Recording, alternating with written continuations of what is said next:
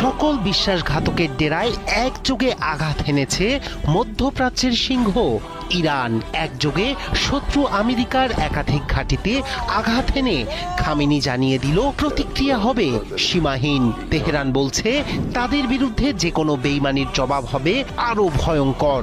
উপসাগর জুড়ে মার্কিন সামরিক স্থাপনায় ভয়াবহ বিস্ফোরণ, সতর্কতা, আকাশপথে বিধিনিষেধ।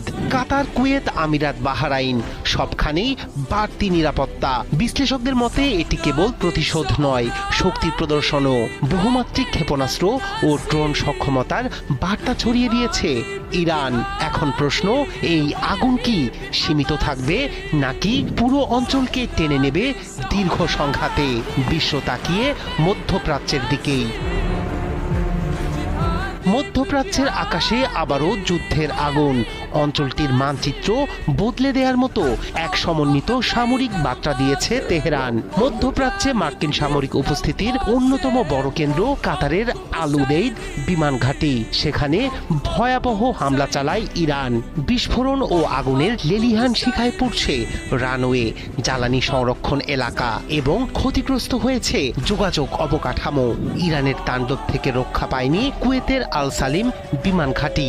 এই ঘাঁটিতেই মোতায়েন থাকে আমেরিকান বিমান বাহিনীর অসংখ্য বিমান। সেখানেও ক্ষেপণাস্ত্র আঘাত এনেছে। একই সময়ে সংযুক্ত আরব আমিরাতের আল ধাপরা ঘাঁটি লক্ষ্য করে চালানো হয় হামলা। এতে একজনের নিহতের তথ্য নিশ্চিত করেছে আল জাজিরা। বেইমানির শাস্তি পেয়েছে আমেরিকার আরেক বন্ধু বাহরাইন। দেশটিতে অবস্থিত মার্কিন পঞ্চম নৌবহরের অবকাঠামোতেও আঘাতের দাবি করেছে ইরানি রাষ্ট্রীয় গণমাধ্যম। এতে ক্ষতিগ্রস্ত হয়েছে নৌবহরের অবকাঠামো। এদিকে ইরানের ভয়ে সমুদ্রপথে নিরাপত্তা জোরদার করেছে আমেরিকা। শুধু উপসাগরীয় ঘাঁটি নয়, বিশ্বাসঘাতকতার জবাবে সৌদি আরব ও জর্ডানের ভিতরেও মিসাইল হামলা করেছে ইরান।